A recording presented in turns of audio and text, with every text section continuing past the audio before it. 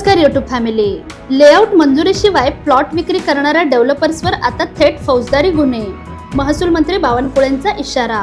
चला तर याची सविस्तर माहिती आजच्या या व्हिडिओद्वारे आपण जाणून घेणार आहोत. जर तुम्हाला रिअल इस्टेट व्यवहारांबद्दल संपूर्ण माहिती हवी असेल तर आमच्या यूट्यूब चॅनलला सबस्क्राईब करा आणि नवनवीन व्हिडिओ अपडेट्स मिळवा. सबस्क्राईब करा आणि तुमच्या रिअल इस्टेट नॉलेजमध्ये भर घाला. पुण्याच्या पूर्व हवेली तालुक्यात वाढत चाललेल्या बेकायदेशीर प्लॉटिंग प्रकरणांवर राज्य सरकारने कठोर भूमिका घेतली आहे.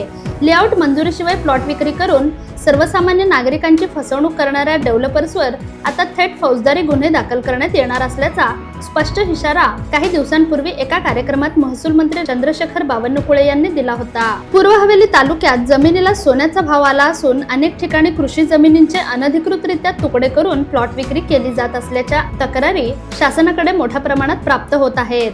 अनेक नागरिकांनी आयुष्यभराची बचत गुंतवून प्लॉट खरेदी केले व करत आहेत.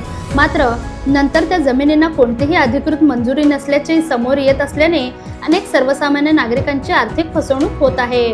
तर या फसवणूक बाबतीत अनेकांनी लोणी काळभोर, लोणीकंद, वाघोली पोलीस ठाण्यात तक्रारी दिल्या आहेत. याच पार्श्वभूमीवर महसूल विभागाने आता कठोर कारवाईचा इशारा दिला आहे. नागरिकांनी तक्रार केल्यास संबंधित डेव्हलपर्स, एजंट आणि या व्यवहारात सहभागी असलेल्या व्यक्तींवर थेट गुन्हे दाखल करण्यात येणार आहेत. तसेच बेकायदेशीर जमीन व्यवहारांना पाठबळ देणाऱ्या अधिकाऱ्यांवरही कारवाई सुरू असल्याचे मंत्री बावनकुळे यांनी स्पष्ट केले. राज्य सरकारने जमीन गैरव्यवहार आणि अनधिकृत प्लॉटिंग रोखण्यासाठी विशेष चौकशी मोहीम सुरू केली असून अनेक प्रकरणांची तपासणी सुरू आहे.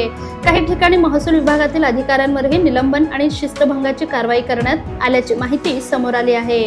दरम्यान कोणताही प्लॉट खरेदी करण्यापूर्वी नागरिकांनी संबंधित जमिनीची लेआउट मंजुरी येण्याआधी 7/12 उतारा आणि स्थानिक प्राधिकरणाची परवानगी तपासूनच व्यवहार करावा, असे आवाहन प्रशासनाकडून करण्यात आले आहे.